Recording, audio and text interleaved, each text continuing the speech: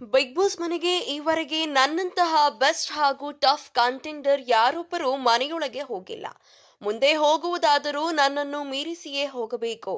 ಈ reality show ಕೇವಲ comedy show ಅಲ್ಲ, ವ್ಯಕ್ತಿತ್ವದ ಆಟವಾಗಿದೆ. ಇಲ್ಲಿ ಓಟ್ ಲೆಕ್ಕವನ್ನು ಕೈಬಿಟ್ಟರೆ ನಾನೇ ವಿನ್ನರ್.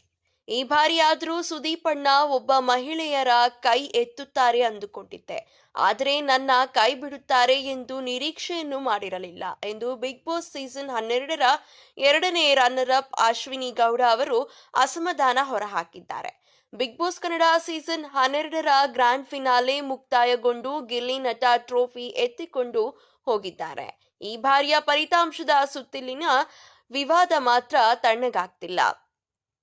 ಮನೆಯೊಳಗೆ ತನ್ನ ನೇರ ನುಡಿಯಿಂದಲೇ ಗುರುತಿಸಿಕೊಂಡಿದ್ದ ಅಶ್ವಿನಿ ಗೌಡ ಈಗ ಬಿಗ್ ಬಾಸ್ ಫಲಿತಾಂಶವನ್ನೇ ಪ್ರಶ್ನಿಸುವ ಮೂಲಕ ಹೊಸ ಹೈಡ್ರಾಮಾಗೆ ನಾಂದಿ ಹಾಡಿದ್ದಾರೆ. ವೋಟ್ ಸಂಖ್ಯೆಯನ್ನು ನೋಡಿದರೆ ಸೀಸನ್ 12ರ ಅಸಲಿ ವಿನ್ನರ್ ನಾನೇ ಎಂದು ಹೇಳುವ ಮೂಲಕ ಅಶ್ವಿನಿ ಸಂಚಲನ ಮೂಡಿಸಿದ್ದಾರೆ. ಇತ್ತೀಚೆಗೆ ನೀಡಿದ ಖಾಸಗಿ ವಾಹಿನಿ ಫಿಲ್ಮ್ ಬೀಟ್ಗೆ ನೀಡಿದ ಸಂದರ್ಶನವೊಂದರಲ್ಲಿ ಅಶ್ವಿನಿ ಗೌಡ ಅವರು ವಿನ್ನರ್ ಗಿಲ್ಲಿ ವಿರುದ್ಧ ವಾಗ್ದಾಳಿ ನಡೆಸಿದ್ದಾರೆ.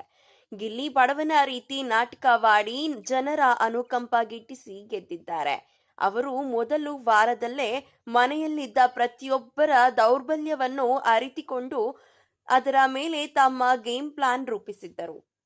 ನನ್ನ ಕೋಪವನ್ನೇ ಬಂಡವಾಳ ಮಾಡಿಕೊಂಡು ಅವರು ಸ್ಟ್ರಾಟಜಿ ಮಾಡಿ ಗೆದ್ದಿದ್ದಾರೆ ಎಂದು ಅಶ್ವಿನಿ ಗಂಭೀರ ಆರೋಪ ಮಾಡಿದ್ದಾರೆ. ಬಿಗ್ ಬಾಸ್ ಇತಿಹಾಸದಲ್ಲೇ ಈ ಬಾರಿ ದಾಖಲೆ ಮಟ್ಟದ ಮತಗಳು ಚಲಾವಣೆಯಾಗಿದ್ದು ಗಿಲ್ಲಿಗೆ ಬರೋಬ್ಬರಿ 37 ಕೋಟಿ ಮತಗಳು ಬಂದಿವೆ ಎಂದು ಸುದೀಪ್ ಘೋಷಿಸಿದ್ದರು. ಆದರೆ ಈ ವೋಟಿಂಗ್ ಮಾನದಂಡವನ್ನೇ ಅಶ್ವಿನಿ ಒಪ್ಪಲು ಸಿದ್ಧರಿಲ್ಲ.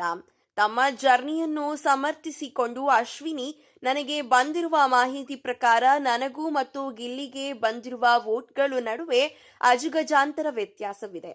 ಆದರೆ ಇದು ಬರೀ ವೋಟ್ಗಳ ಅಥವಾ ಕಾಮಿಡಿ ಆಟವಲ್ಲ, ಇದು ವ್ಯಕ್ತಿತ್ವದ ಆಟ. ಇಡೀ ಸೀಸನ್ನಲ್ಲಿ ನಾನು ದೈಹಿಕವಾಗಿ ಮತ್ತು ಮಾನಸಿಕವಾಗಿ ಗಾಯಗೊಂಡರೂ ಕಾರ್ಯಕ್ರಮಕ್ಕಾಗಿ ನನ್ನನ್ನು ನಾನು ಸಮರ್ಪಿಸಿಕೊಂಡಿದ್ದೆ. ಬಿಗ್ ಬಾಸ್ ಇತಿಹಾಸದಲ್ಲಿ ಇದುವರೆಗೆ ನನ್ನಂತಹ ಪ್ರಬಲ ಸ್ಪರ್ಧಿ ಬಂದೇ ಇಲ್ಲ ಎಂಬ ಹೆಮ್ಮೆ ನನಗಿದೆ ಎಂದಿದ್ದಾರೆ. ಅಲ್ಲದೆ ರಕ್ಷಿತಾ ಅವರು 2ನೇ ಸ್ಥಾನಕ್ಕೇರಿ ತಾವು 3ನೇ ಸ್ಥಾನಕ್ಕೆ ಕುಸಿದಿದ್ದರ ಬಗ್ಗೆ ಅವರು ಅಚ್ಚರಿ ವ್ಯಕ್ತಪಡಿಸಿದ್ದಾರೆ. ನಟಿ ಶ್ರುತಿ ಅವರ ಬಳಿಕ ಯಾವ ಮಹಿಳಾ ಸ್ಪರ್ಧಿಯೂ ಟ್ರೋಫಿ ಗೆದ್ದಿಲ್ಲ ಎಂಬ ವಿಚಾರದ ಬಗ್ಗೆ ಮಾತನಾಡಿದ ಅಶ್ವಿನಿ, ಈ ಬಾರಿ ಸುದೀಪ್ ಸರ್ ಒಬ್ಬ ಹೆಣ್ಣುಮಗಳ ಕೈ ಮೇಲೆ ಎತ್ತುತ್ತಾರೆ ಎಂದುಕೊಂಡಿದ್ದೆ, ಆದರೆ ಅವರು ಕೈ ಬಿಡುತ್ತಾರೆ ಎಂದು ನಿರೀಕ್ಷಿಸಿರಲಿಲ್ಲ ಎಂದು ಬೇಸರ ವ್ಯಕ್ತಪಡಿಸಿದ್ದಾರೆ.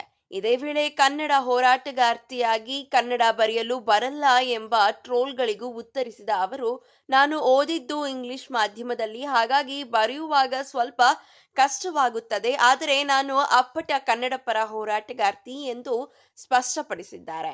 ಒಟ್ಟಾರೆಯಾಗಿ ಅಶ್ವಿನಿ ಗೌಡ ಅವರು ಈ ಹೇಳಿಕೆಗಳು ಬಿಗ್ ಬಾಸ್ ಅಭಿಮಾನಿಗಳಲ್ಲಿ ಪರ ವಿರೋಧದ ಚರ್ಚೆ ಕಾರಣವಾಗಿದೆ.